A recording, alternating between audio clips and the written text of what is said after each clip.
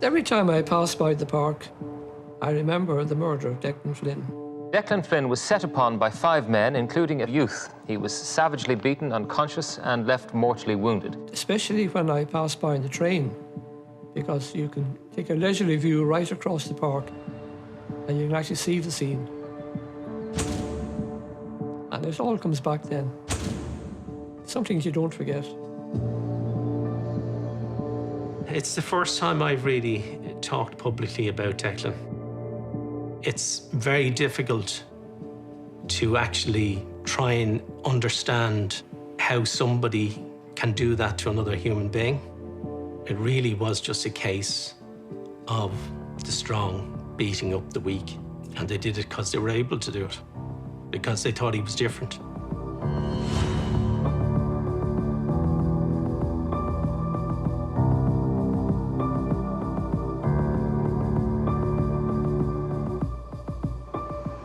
I was at home 5:15 in the morning on Friday the 10th and received a phone call. All I was told was I had to go into Fairview Park where there had been an assault. I left home and I went into Technical Bureau in Phoenix Park where I collected my equipment and also met up with the Garda photographer. Well, I arrived at 6:40 and the scene had been cordoned off and being preserved. Edwin Handcock is a retired Detective Inspector from Ireland's Police Service and Garda Síochána. I was attached to the ballistics section and we specialise in explosives, firearms and scenes of crime examination. September 10th, 1982. The badly beaten body of 31-year-old Declan Flynn was found in Fairview Park, Dublin. Gardaí today searched the park for clues that would lead them to the man's attackers. They say 2 people walking through the park found him at 1:30 this morning near the bandstand, not far from the main road.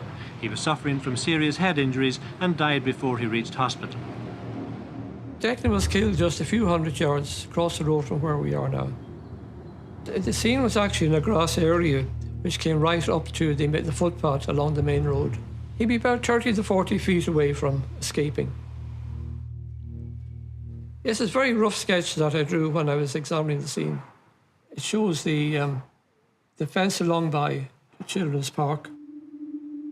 There were 3 areas of blood on the grass. The first area measured about 2 inches diameter, and a foot from that there was a long piece of blood, about 1 foot 4 inches long, tapering from 2 inches up to 6 inches.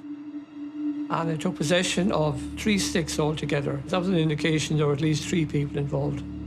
So it was a vicious attack. I mean, those sticks that were used were quite heavy. I weighed the sticks and I compared them to the official police truncheon that we were all issued with as policemen. But its weight was only 13 ounces, whereas all the sticks that were used were considerably heavier than that.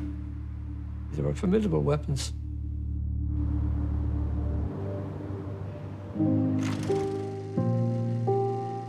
It was a very busy house with 9 children and mum and dad, so there was always a lot of coming and going and friends calling. It was like a train station at times. My name's Gabriel Fay and Declan was my older brother. I'm Lorraine Crowley and Declan was my older brother as well. I do have very happy memories of Declan Christmas time. That was his absolute favourite time of the year, and he was very, very generous. He may come home with a set of Delf and hand them to Mammy. He always came home with bags. Our first child was born in April 1982. To say that he absolutely loved Stephen, the baby, was an understatement. Stephen was 5 months old when Declan was murdered. Yeah. My name is Paul Flynn and I'm Declan Flynn's brother. The way he fit into our house was he was a caring person, but also a person that needed a lot of care as well. He had a stammer, and as he grew older, we realised that he had learning difficulties. The more kind of excited he got, or the more nervous he got, the more he stammered. So it was something that really he struggled with all his life. He was also left-handed. He was actually beaten by the teachers for using his left hand. he would have definitely had challenges when it comes to making new friends and would have been painfully shy, I think, when meeting people for the first time. He definitely needed extra help, and my mother was very, very good to him. She put a huge amount of effort into helping him, and to be fair to him, the love she gave him, he returned that love to her as well. Sorry. Sorry. I can remember the day very well. It's one of those days that will stick in your mind forever. We heard on the radio news that a man's body had been found in Fairview Park, and we were just remarking, gosh, that's not very far from here, really. Came home that evening from work, and Mum was at home. She had been in town that morning, and it was only when she came up from town in the early afternoon she realised Declan hadn't come home the previous night and his bed hadn't been slept in. And she was quite upset. She was cooking dinner, but she was quite upset. She said, "Did you read the paper?" And she handed me the Evening Herald, and I read the description of the man whose body had been found in Fairview Park. And my heart sank because it sounded just like Declan. And the only thing I didn't know was, they said the man had green eyes. I didn't know Declan had green eyes.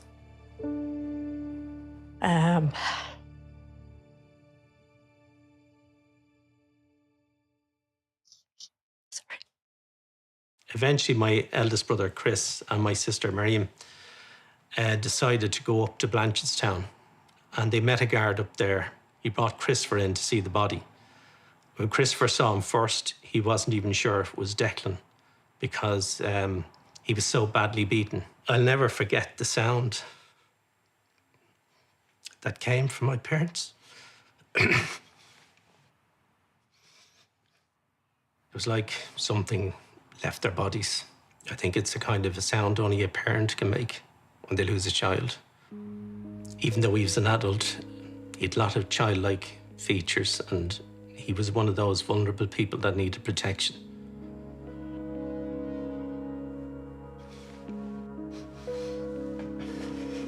Sorry.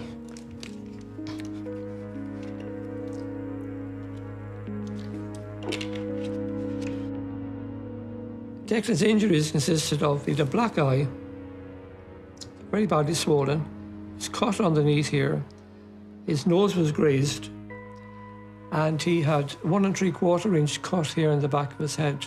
He actually died from inhalation of his own blood.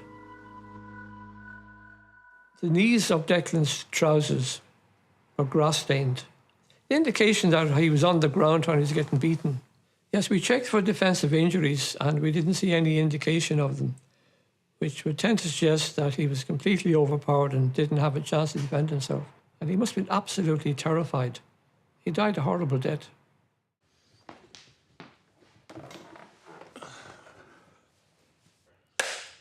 Hi, I'm Tony Walsh, and for the last 30 years, I've curated what's now known as the Irish Queer Archive, which was transferred to state ownership in 2008. I only came out in 1979, and the LGBT civil rights movement at that point was in its infancy. As a 19-year-old, I was quite naive and actually blind to the dangers that lurked around, and there were many. Dublin was dirt poor, economically, socially depressed. That was also aggravating the significant heroin crisis. And I had a revelatory moment when I discovered the Hirschfeld Centre. I was hooked the minute I walked in there. Dublin's second attempt at an LGBT community centre was only 6 months old. There were very few social spaces available to us. All forms of intimacy between men was criminalised. Technically, you get 2 years for holding hands or kissing in public. Yes, of course I knew Declan Flynn. I mean, he was part of what we call the social subcommittee. And that was a group of people that was entrusted with running all of the social events in the Hirschfeld Centre. And Declan ran the coffee bar. He would have been very well known because he was kind of a volunteer in the Hirschfeld Centre, so most people would have had some interaction with him when they came out. To me, he seemed like an extraordinarily shy, quiet man. And I think he liked the coffee bar in particular because it gave him a chance to speak to other people without feeling too vulnerable in the conversation. I mean, I knew he was gay because actually we'd had those conversations and I saw his name on our members book and everything. Declan settled in at the Hirschfeld Centre, but outside, homosexuality remained illegal, and there was little support for a change in the law. The occasion of this unusual protest vigil outside the RTE studios was the appearance of two lesbian nuns on The Late Late Show. The protesters had a statue of the Virgin Mary strapped to the roof of a caravan. When news trickled in of Declan in September 1982, I don't think many of us were that surprised. There was a culture of homophobic violence that simmered on the surface of Irish society throughout the 70s and 80s. There was a litany of what we now consider like anti-gay hate crimes. People being beaten up with impunity and people being murdered. You know, obviously the scene was much smaller, it was much more covert, it was pockmarked by violent homophobia that was, you know, kind of accepted within society. So the killing of Declan Flynn didn't occur in a vacuum. There was a hotel porter in Cork actually killed the night before Declan Flynn was killed in September '82. And there was also around the same time another homophobic killing, Ballymena. But one of the really major kind of events that occurred that year was the killing of Charles Self. Charles Self was a gay man found stabbed to death in his home in Monkstown in January 1982. Just 9 months later, Declan became the fourth gay man to die a violent death that year. David Norris served as an Irish senator across 5 decades. I'm in an unusual position for somebody of my social background. I've known 8 people who were murdered. Now that tells you something about being gay. The first time I encountered Declan Flynn was on the opening night of the Hirschfeld Centre. A group of us, about 4 or 5 of us, came back here and had a glass of champagne to celebrate. And Declan was one of the people who came back. I didn't really know him up till that point, but he came back and he was nice. And we had a photograph was taken. And poor Declan, he looked so innocent and sensitive and vulnerable. And of course he was vulnerable and he paid for it. Poor fellow. Declan was still living at home and continuing to volunteer at the Hirschfeld Centre, but he also had a day job which he enjoyed. He was based in Dublin Airport and he was part of the ground operations in Arinta, and that seemed to be probably the happiest place for him to work. We were a bit worried about him as he'd been bullied in school, so we were worried if he would bond and fit in there. Some of his fellow employees were on a night out, kind of gay spotting for fun, you know, going into the gay bars and whatnot. And they came to Bartley Duns and they saw Declan and they teased him about it. And that stopped him going. And he started going instead to Fairview Park. And that was where he met his end, very sadly. Detectives now began to piece together Declan's last known movements. So the night he was killed was September the 9th, 1982. He'd been in a pub in Donecarney, Belton's pub, with a friend, and had met another friend then just outside the Fairview Grill. And then had crossed into Fairview Park. Fairview Park, at the time, it would have been known to be a place where gay men would have hung out, a lot like in the same way like Burr Quay and Phoenix Park and things like that. So it was kind of known as that kind of place. The only opportunities we had to negotiate desire and intimacy lurked in the shadows. In the early 80s and late 70s, probably most gay men on the scene had gone to a gay cruising area, either a public park or public toilet at some point. Cruising is a very covert activity, so when you're cruising, you're not being deliberately kind of provocative. It's very discreet. There's a kind of dance or kind of walking up and down, making sure that the person that you're interested in knows that you're there without necessarily making your own hand very obvious. When I found out it was Declan who had been killed in Fairview Park, I was very surprised because he's so shy and quiet. I didn't think he had the wherewithal to go cruising. To me, it sounded more likely that he was simply on his way home. Whatever Declan's reasons, few were in any doubt about his attacker's motivation, including police. Yeah, we were aware that gay men had been attacked in the park at night time. It had been going on for at least a couple of months before this. Now Declan's family were forced to ask whether police could have prevented his death. We were later told by a guard he had gone in to patrol Fairview Park the night before Declan was killed, and that his officer in charge had told him not to do that, to go off and do something else instead. In September 1982, 31-year-old Declan Flynn was found dead in Fairview Park in Dublin. He had been badly beaten. Police believed it was a homophobic attack, and newspaper reports now focused on Declan's sexuality. We didn't know Declan as a gay person. We just knew him as our brother. That was it. But I mean, obviously, if we'd known, we would have been totally accepting of it because he was our brother and we loved him.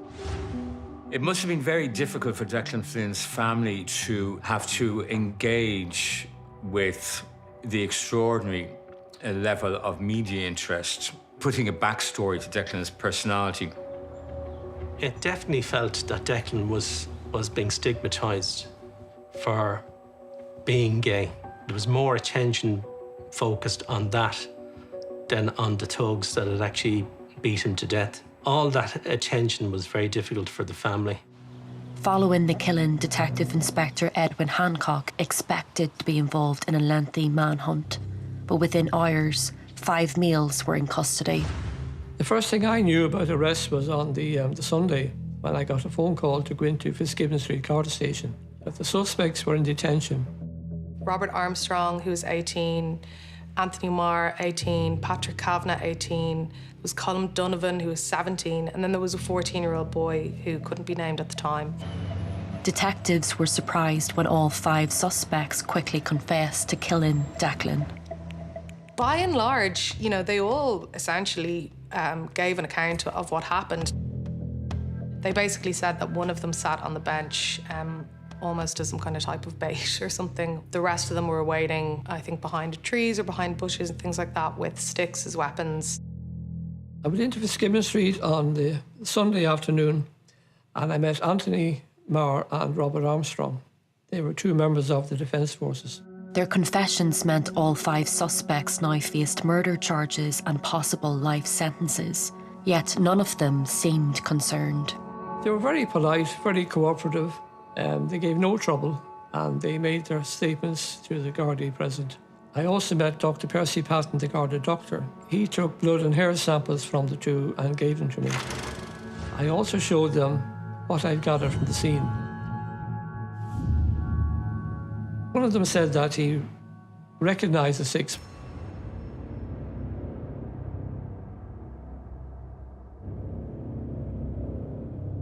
When Declan Flynn passed, they basically jumped out and attacked him. And they beat him really, really brutally with sticks. They kicked him, they beat him on the ground to the point that basically he passed out from concussion, from head injuries, and from bleeding. There, he died. They were totally cooperative and very friendly, and there was no sense of hostility from them. They made statements freely. I didn't get the impression that they were scared. No, not at all. The following statements were included in statements made to the police by the accused, which were subsequently read in court in evidence. The gang was acting as a kind of self-professed vigilante group. They had wanted, quote, to clear our park of what we call queers, unquote. They had been, in their words, queer bashing for about 6 weeks before and had battered 20 steamers. What this gang did to Declan Flynn was part of a sustained campaign against gay people in Fairview Park. I think it's clear that their attitude to the crime they'd committed was that it was a justified activity. A journalist at the time of the Flynn case reported, "One went queer bashing once. Himself and his two mates went out to rob a car, but they couldn't find one, so they decided to go down to Berg Quay and wait for a few queers." Queer bashing, to use the gang's language, they viewed it as a leisure activity. It was something you did with your friends. It was a pleasurable way of spending an evening. It was good fun. In his statement, Maher claimed, "We didn't mean to kill Mr. Flynn. I thought he was gay and in the park to meet other gay people." The second statement there does seem like some attempt to justify the violence that they inflicted on Declan Flynn. They had claimed that they had physically attacked or assaulted 20 men. It was a violent homophobic mission that they were on and had been on for about a month and a half. These were views and values of a homophobic nature that were deeply embedded in Irish life. Did they perhaps feel that this killing of a gay man, that it would be perceived as less serious by the society, including the courts? News of the gang's homophobic vigilante campaign came as no surprise to the gay community, and police knew about it too. Yeah, we were aware that gay men had been attacked in the park, which had been going on for at least a couple of months before this. There were various reports of people being queer bashed in Fairview Park and in Phoenix Park and elsewhere. So there were quite a number of reports that we were hearing about at the time. Indeed, I knew several people myself personally who were bashed on several occasions. I remember a bright summer's day at 10:30 at night outside a bar just off Grafton Street in Dublin, having my head kicked in and my finger broken by 3 guys who were screaming nasty abuse at me. And the worst thing is, nobody came to my rescue, and I can guarantee, I didn't even bother, I can guarantee if I'd gone down to the police station, they wouldn't have actually taken it seriously. The relationship between the Gardaí and the lesbian gay community was fraught. The police inquiry into the murder of Charles Self had involved the entire gay community and left many feeling their sexuality was under investigation.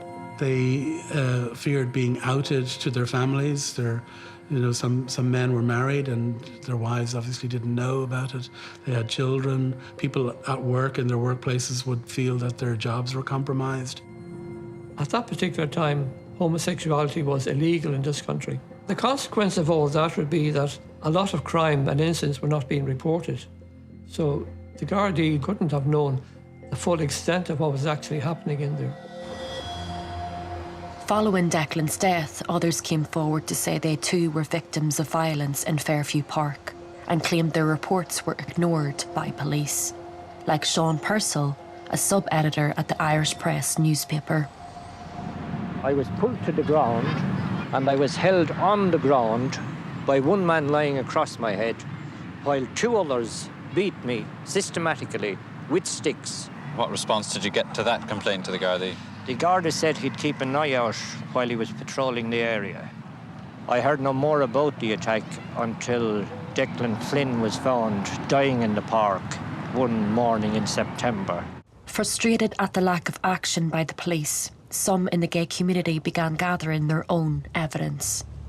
An activist friend of ours, Eddie, got reports of a gang of thugs up in Fairview Park and spent several months actually shadowing them. You'd made a list of names of all the people and their addresses who were doing the attacks. Had this been given to the police prior to Declan Flynn's murder? Oh yes, about 4 months beforehand.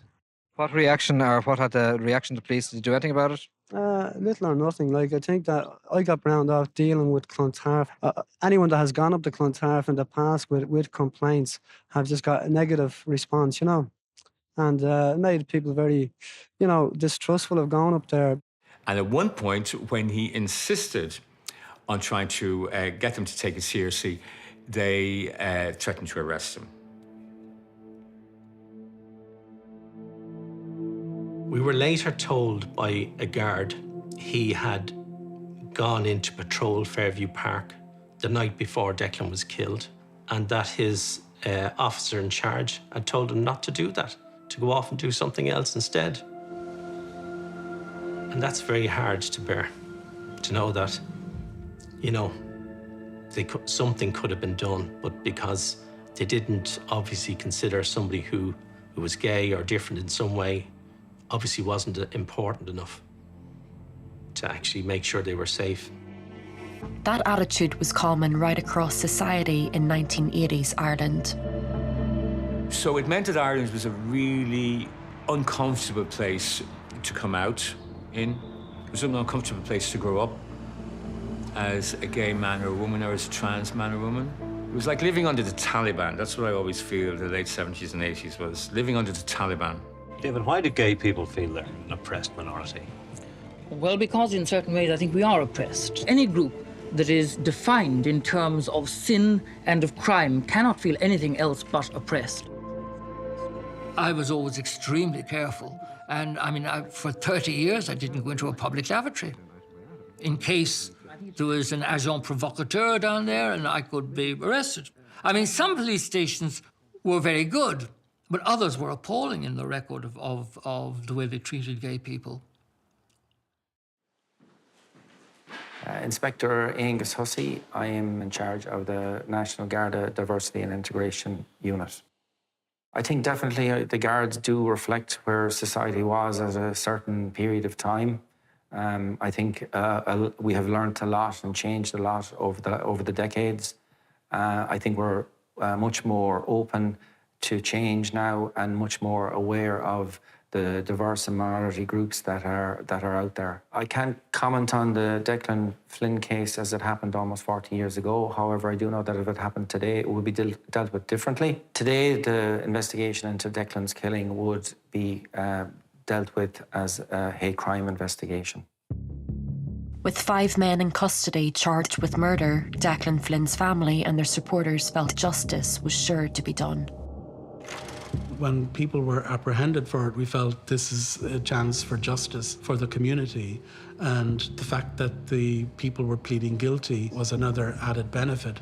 In a way, it seemed to remove the police from the process, so there was some confidence that the judicial system would deliver a fair verdict.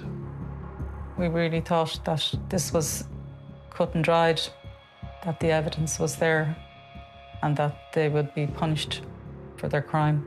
But just as Ireland's police service reflected the country's values in the 80s, so too did the justice system. The Declan Flynn case highlights that the climate in which criminal trials are conducted matters. Criminal trials can be influenced by the atmosphere of society, by the values of society. The law on murder and manslaughter hasn't really changed. The law on sentencing hasn't really changed, but our values as a society have changed. That's a very important thing to consider when we look at criminal trials. Ireland's social values came to bear on the trial when Declan's killers offered a plea. The 5 suspects in the case were initially all charged with murder, but 4 of them pleaded guilty to manslaughter. The 4 were Robert Armstrong, Anthony Marr, Patrick Kavanagh and Colin Donovan. They admitted to attacking Declan, but claimed it was manslaughter as they never intended to kill him.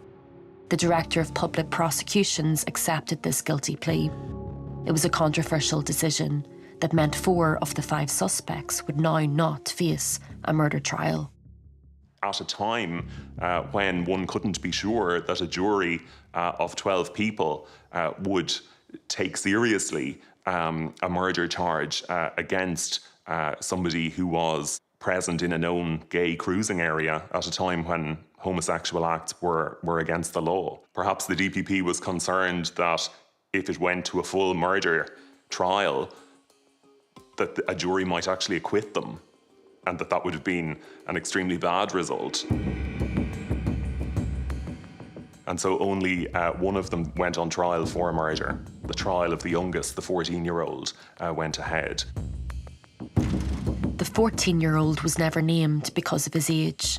From the start, Edwin knew that the forensic case against him was weak. I remember he was being defended by Mr. O'Higgins. O'Higgins wanted to know, could the forensic evidence link his client with the scene and with the murder. So I told him no, it couldn't be linked. So the 6 could be matched to the beating, but none of that could be linked back to any of the suspects because we didn't have DNA back in those days. Meanwhile, barristers for the accused claimed the 14-year-old had not played a significant part in the attack. It would seem that the 14-year-old's defence basically was that he had a very minimal role in what transpired, that he was behind a tree while the others inflicted the main blows to Declan Flynn's body, and that although he hit Declan Flynn, he hit him on the behind, and that wouldn't have been a material cause of death. Before the jury could even consider whether the boy was guilty of murder, the judge, Mr. Justice Gannon, intervened. He withdrew the murder charge from the jury, which is something that a trial judge can do. It's part of the function of a trial judge to withdraw a charge from the jury if he or she feels that there's insufficient evidence. On the basis of the newspaper reports, with no great explanation as to why the murder charge was withdrawn. The judge actually instructed to the jury that he not be found guilty of murder due to insufficient evidence, and he was found guilty of manslaughter. 4 men and 1 child were now guilty of killing Declan. It was up to Mr. Justice Gannon to determine their sentences. I asked for time off from work and my colleagues in the bank tried to persuade me not to go down. But I just felt I had to go down because I wanted to see what these people looked like. I wanted them to look like monsters, but they didn't. One defendant appeared for sentencing wearing his Irish Air Corps uniform, and there was no shortage of support for the defendants. We had priests giving character references for the killers. We had the killers themselves vindicating their behaviour by positioning themselves and declaring themselves anti-gay vigilantes. And that went unchallenged in court. All 5 were guilty only of manslaughter, but could still face lengthy jail terms. On a conviction for manslaughter, a judge has a very wide sentencing discretion. So a judge can impose on conviction for manslaughter any sentence up to and including life imprisonment. But what happened next was really what instigated or doubled down, I suppose, on the horror of the event.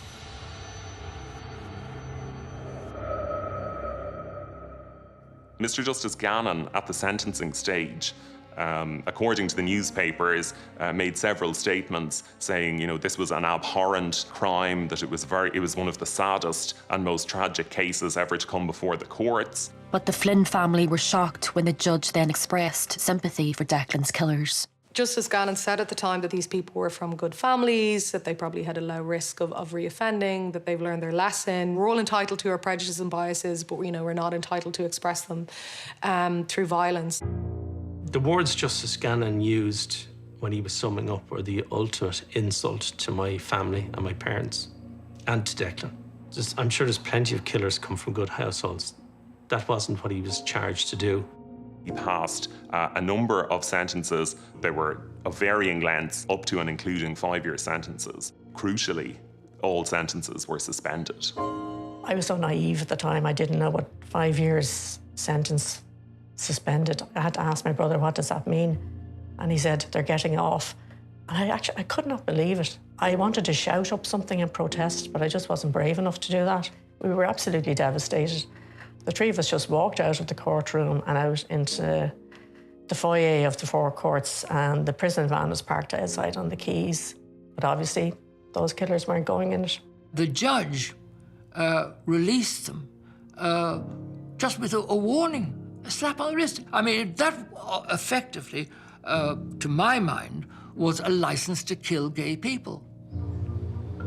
I think it's difficult to conceive of any circumstances in which a death, a killing committed in a premeditated fashion by a gang would result in a suspended sentence.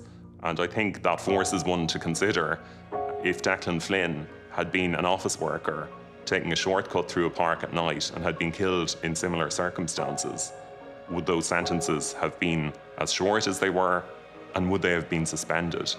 I think not. Nobody who takes another human being's life should walk out the door when they've deliberately set out to cause them harm. Nobody should actually end up walking out the door if they've done that to another human being. For the Flynn family, the sentences were a denial of justice. For the gay community, it was a call to action. When the sentence was handed down, it wasn't a surprise. We were on our own, and we had to do something about it.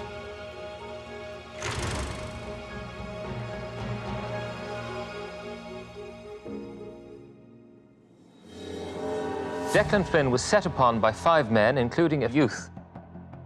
Yesterday, his 5 assailants were sentenced in the Central Criminal Court, convicted of the manslaughter of Declan Flynn. All of the sentences were suspended by Mr. Justice Gannon. Now, what this means is that if they don't get into trouble with the police during the period of their suspension, they will not serve any detention for depriving Declan Flynn of his life. My mother and father were devastated. All their faith in the state was completely obliterated by the way Declan had been treated. There was no support for the family. There was no ability at that time to appeal the sentencing. There was no victim impact statements. When the court case was over and we walked out the door, that was the end of it as far as the state was concerned. It's important to note that the sentence at the time produced an outcry. There were several debates where Mr. Justice Gannon was criticised in the Dáil. Mary Harney, at the time a Fianna Fáil TD, said that the Minister for Justice should seek his resignation. When handing down suspended sentences, Mr. Justice Gannon expressed his view that Declan's killers were unlikely to offend again. In the case of Robert Armstrong, he was wrong. One of those who was convicted of the manslaughter of Declan Flynn and given a suspended sentence went on to commit a very serious criminal offence when he raped a pregnant woman and was subsequently sentenced to 10 years for that offence. I think that raises immediate questions about whether the sentences in the Flynn case were appropriate, and in particular whether it was appropriate for Mr. Justice Gannon to say, as he did, that the accused all came from good families and that it was very unlikely that they would reoffend. The judge was criticised by politicians, he was criticised in the media, of course he was criticised within the gay community as well, about the leniency of this sentence.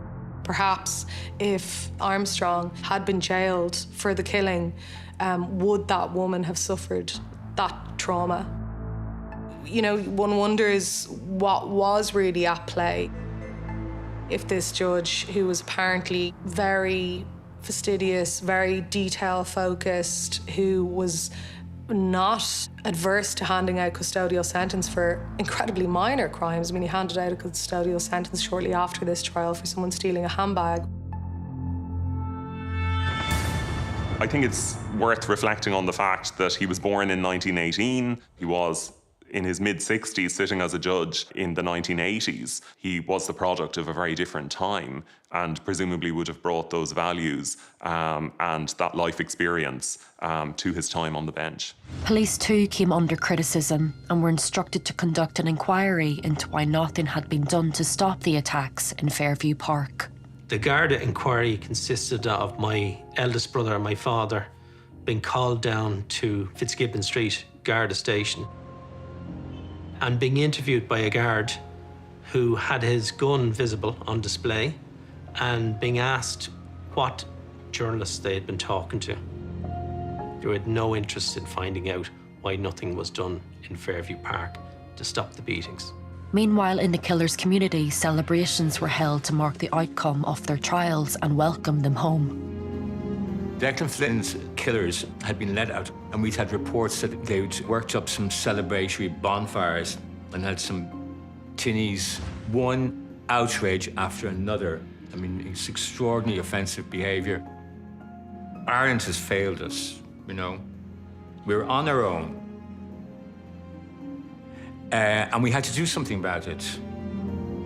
The outcome of the trial is really what instigated what happened next, which is, you know, people call it the Irish Stonewall. People call it a catalyst moment for the gay communities demanding their rights. There had been a lot of anger expressed, and we were conscious to try and temper that because we didn't want to provoke a reaction from the local community. So the focus was really on a protest against violence against gays and women.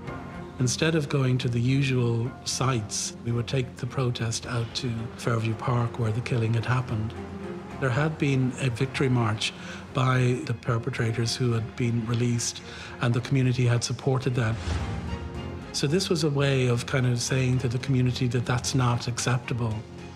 It was about us trying to reclaim the streets, where we didn't feel welcome and we knew that we had no protection. We had no statutory protection. And then we were going up to the site where he was killed. Being out in the street, advocating and making noise didn't really feel that different. What made it special was the scale of it. It was the first time that we were joined by our straight allies, student union groups, radical left-field political parties, civil liberty groups. And that was really important. It was really necessary for us. I'm going to get really upset.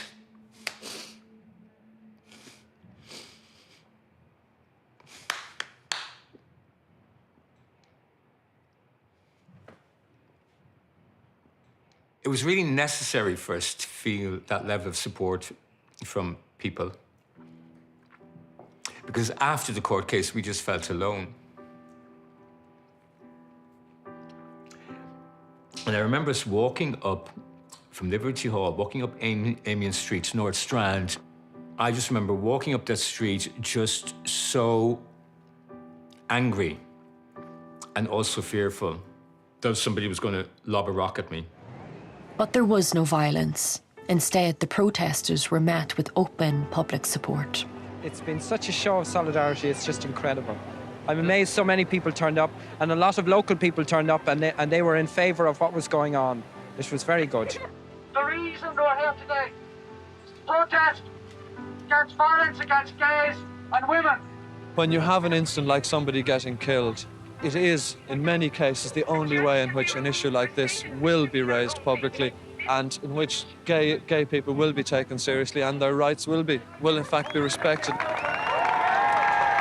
Really kind of marked a new type of mass visibility. So you're really seeing like a group of people not only react to an injustice, but actually begin to build the beginnings of a mass movement around that.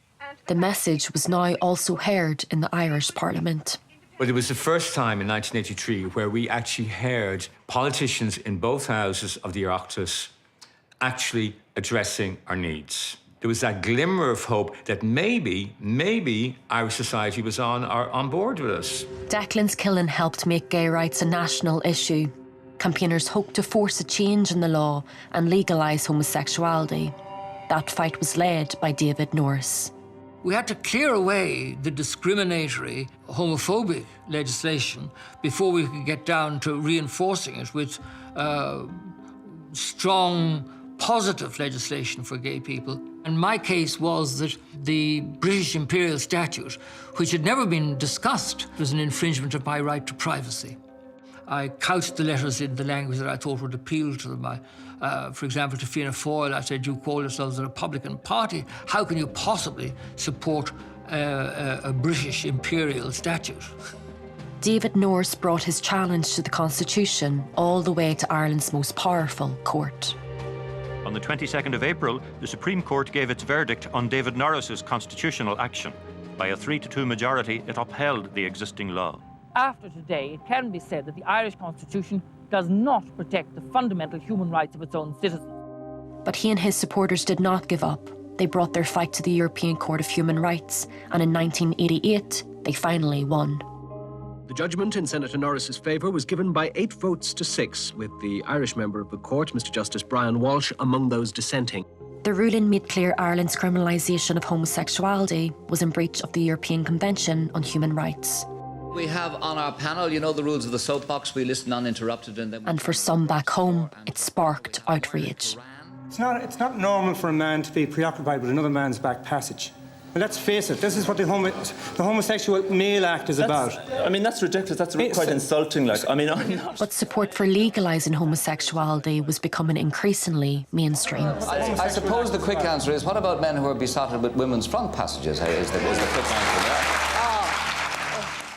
The debate raged for 5 years, until in 1993, over a decade after Declan's killing, homosexuality was finally legalised.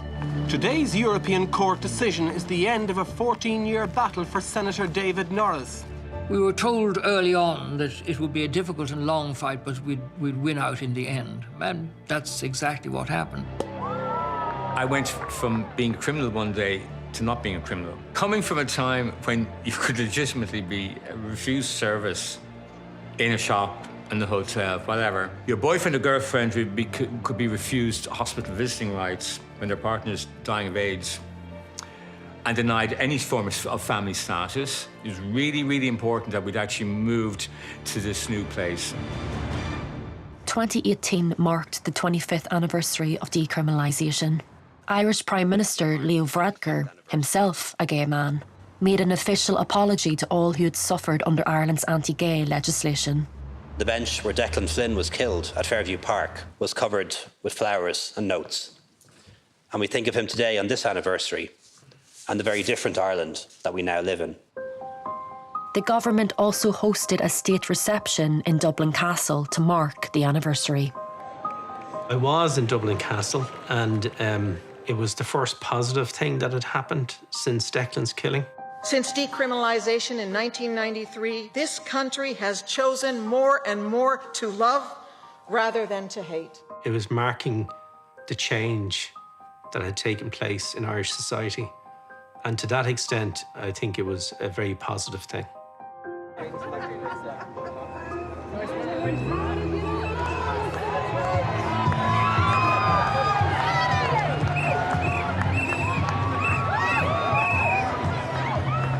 I've seen Pride develop over the many years from the late 70s until today, and it's amazing to see the difference over that amount of time.